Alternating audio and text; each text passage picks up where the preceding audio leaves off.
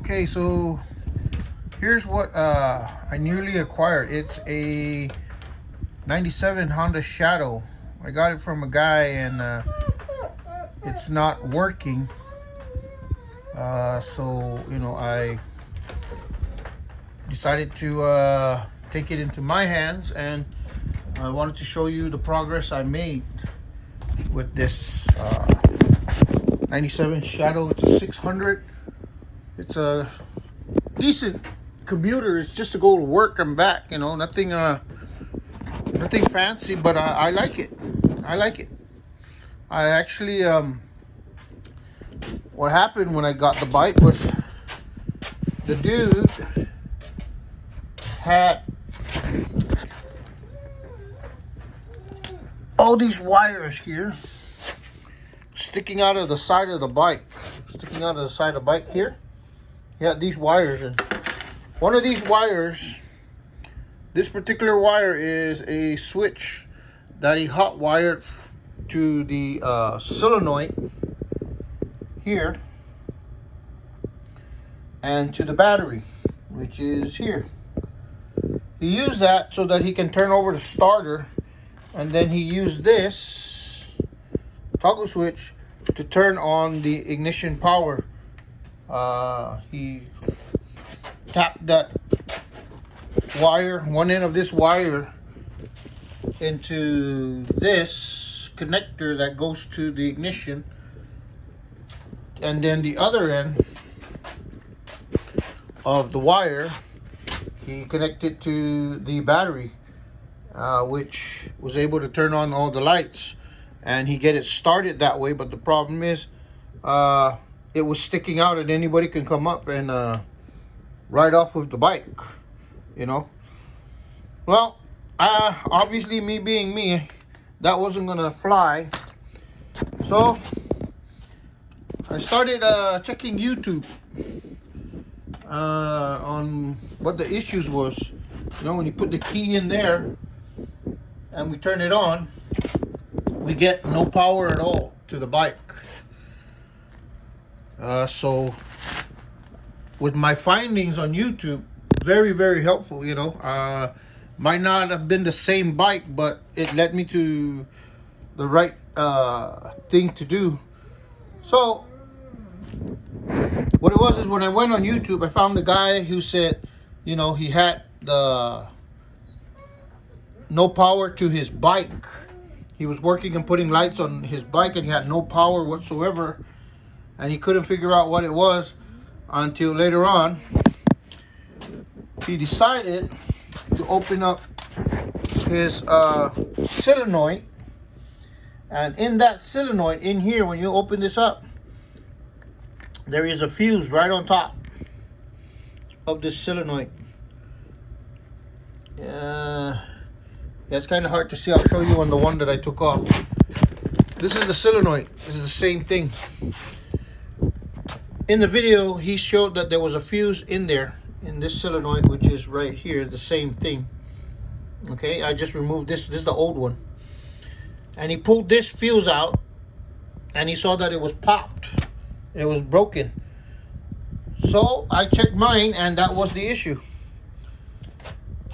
And when I did that, I took out the fuse and replaced it. I tried putting the key in the ignition, just like the guy did, and lo and behold, I was able to get my lights on and power on, and that works pretty good, huh? Now the problem with that, the next problem I had with that guy hot wiring the starter, was this was not working. The start button was not working. It won't even click, nothing, unless you do the hot wiring part of that switch, where, again, like I said, his makeshift hot wire, I turned on the ignition with this. I didn't even need to turn on the key, and then I would flip this switch, you know, like this. Hear that clicking? And it'll make contact and turn the starter. That wasn't working for me. That would never work for me. So I watched YouTube again, and I found out a guy who's working on his bike, was trying to figure out the problem. He said he heard the solenoid. His issue was when he pushed his start button with the key on and he pushed it, the solenoid would just click, click, click, click, click, click, but it won't turn the starter. So he replaced his solenoid and it worked for him. He turned over the starter, and lo and behold, I did the same thing. That's why I removed this old one here. As you can see, I removed this old one, but I think it has really, really bad contacts inside because this side is really rusty. So it's frozen up inside. I switched it for a new one that I just got yesterday, and I decided to use this video. So now when I hit the switch, you hear that? Look, listen. Oh yeah, she wants to start. So I just wanted to share my progress. There are a lot of missing bolts on this thing, like here, here, here, here. There's supposed to be, I guess, grommets like that. Here, all this stuff.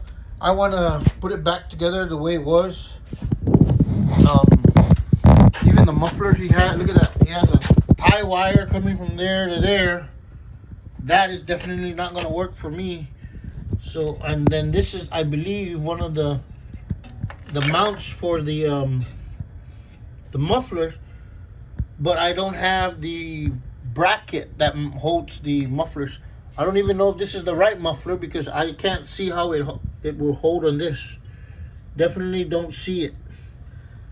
I gotta figure out how this works, because see, the anchor's there. I'm not sure if there's a bracket that was supposed to be here, between here and the other muffler, because this has two. I took off the other one so I can get to the battery. As you can see right there, there should be a muffler coming out of here. Yep, going wrapping around here and on top of this one. Well, I'm not sure how they mount together. So I'm looking for, I want to mount it properly so that I'm not going to have any issues down the road. So yeah, I know that the bike now is able to start just by using the right stuff there, you see. So that's what we're going to do next. I'm going to put the muffler back on and see if I can get it to idle. All right, guys. I'll keep you posted on the updates. Bye. There you go.